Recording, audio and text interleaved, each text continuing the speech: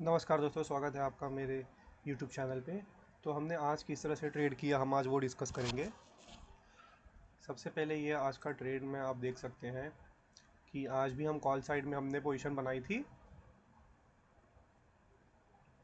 But 1600 rupees का loss लेके हमने पोजीशन को क्लोज़ कर दिया। यहाँ पे आप ऑर्डर्स के टाइमिंग देख सकते हैं। हमने 9:21 के करीब पोजीशन बनाना शुरू किया था एंड 10:08 को हम निकल गए। ठीक है, तो हम डिस्कशन करेंगे कि आज हमने क्या किया था। बेसिकली अगर आज भी हमारा प्लान था कि मार्केट को हम अपसाइड का अगर मोमेंटम आएगा तो हम अपसाइड को ही चेज़ करेंगे, क्योंकि पिछले दिन अगर आप देखोगे तो मार्केट ने एक स्टार्टिंग में अपसाइड का मोमेंटम किया, फिर रिट्रेस किया, फिर मार्केट ऊपर जाके ऊपर ही क्लोजिंग दिया था। बट एंडिंग के समय आफ्टर 1 o'clock मार्केट ने थोड़ा सा रिट्रेसमेंट करके फिर उसने क्लोज दिया था।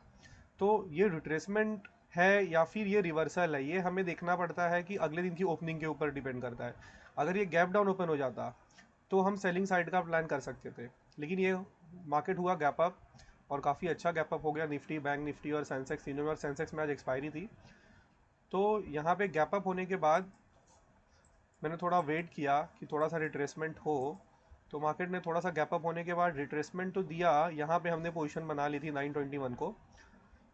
बट उसके बाद मार्केट बहुत टाइम तक नीचे ही था, स्पेशली बैंक निफ्टी। और निफ्टी बैंक में हमारी पोजीशन सबसे ज़्यादा रहती है, सबसे बड़ी पोजीशन रहती है। तो निफ्टी बैंक ने तो काफ़ी time sideways to down trend ही इसे बोलेंगे, डाउन ट्रेंड में ही वो था। बट अगर हम निफ्टी के चार्ट को देखें, निफ्टी और सेंसेक्स ये अप ट्रेंड में ही रखे थे अपने आप को, ये अप ही जा रहे थे। तो मॉर्निंग से ये अप में ही थे, लेकिन निफ्टी बैंक थोड़ा नेगेटिव था। सेंसेक्स में भी उसी तरीके से था, गैप अप होने के बाद सेंसेक्स भी ऊपर ही जा रहा था। तो हमने यहाँ पे ट्राई किया पोजीशन बनाने का, यहाँ पे हमने पोजीशन कॉल साइड में एंट्री ली। सेंसेक्स और निफ्टी में तो लॉस नहीं दिख रहा था, बट बैंक निफ्टी की वजह से हमें काफ़ी लॉस नहीं बोलेंगे, मैं कट टू कट ही बोलूँगा उसे। और मैं क्यों इतने कम में निकल गया, हमारी लॉस की लिमिट से भी बहुत पहले में निकल गया, मैंने एग्जिट कर दिया, उसका रीज़न मैं आपको बताऊंगा। हालांकि बाद में मार्केट काफ़ी ऊपर चले गया, अगर मैं रुकता यहाँ पे तो काफ़ी अच्छा प्रॉफिट हो सकता था मुझे, लेकिन मैं यहाँ पे नहीं रुका, उसका रीज़न मैं बता सकता हूँ। तो बात ये थी कि अगर हम निफ्टी बैंक के चार्ट को देखें, निफ्टी बैंक के चार्ट में अगर हम देखेंगे तो मार्केट ने कल भी गैप अप ओपनिंग दिया और रिट्रेसमेंट किया। और ये रिट्रेसमेंट पे अगर ध्यान देंगे तो ये रिट्रेसमेंट था कि जो फर्स्ट कैंडल का लो था इसको ब्रेक डाउन करके फिर मार्केट ऊपर गया था। और आज भी मार्केट ने क्या किया, गैप अप किया है, और जो उसका फर्स्ट कैंडल का लो है उसको मार्केट ने ब्रेक डाउन करके ही मार्केट नीचे जा रहा था। तो इसमें एक डर ये था कि मार्केट ने अगर पिछले दिन भी पिछले दिन भी सेम चार्ट जैसा बनाया है, तो मार्केट आज के दिन अगर ये वापस से अपने क्लोजिंग जो उसकी फर्स्ट कैंडल है उसका अगर ब्रेक डाउन करेगा तो आज ये ऊपर नहीं जा पाएगा। ऐसा प्रोबेबिलिटी बहुत हाई रहती है, 90% ऑफ केसेस में प्रोबेबिलिटी बहुत हाई रहती है कि ये ऊपर नहीं जाएगा, ये उल्टा नीचे जाएगा। तो इसीलिए मैंने यहाँ पे कॉल साइड का पोजीशन तो बना लिया था, बट मैं जस्ट वेट कर रहा था, क्योंकि यहाँ पे एक राउंड नंबर भी था 57,000 का।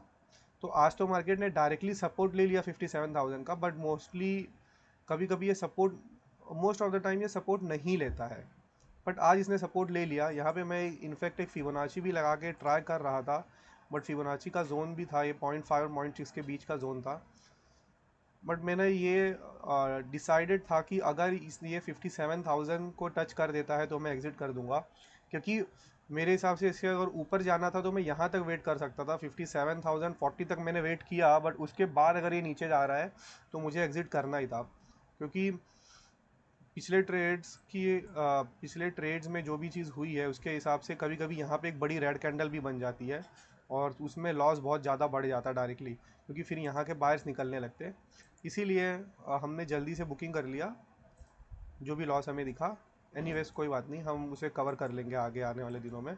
सेंसेक्स और निफ्टी तो अच्छे थे, इसमें हम रुक भी सकते थे, लेकिन यहाँ पे ये भी सेलिंग साइड का थोड़ा दिखा रहे थे, क्योंकि एक बार रिट्रेसमेंट आया, दो बार रिट्रेसमेंट आया, थर्ड टाइम मुझे लगा कि रिट्रेसमेंट हो सकता है। हाँ, एक और ये चीज़ गलती हो गई कि सेंसेक्स का चार्ट मैंने पोजीशन बनाते वक्त उतना नहीं देखा था, क्योंकि सेंसेक्स का जो चार्ट था उसमें अगर आप देखेंगे तो मॉर्निंग में वो 83,000 का रेजिस्टेंस लेने की कोशिश कर रहा था। अगर हम यहाँ पे देखेंगे 83,000 के राउंड नंबर से यहाँ पे रेजिस्टेंस ले रहा था सेंसेक्स।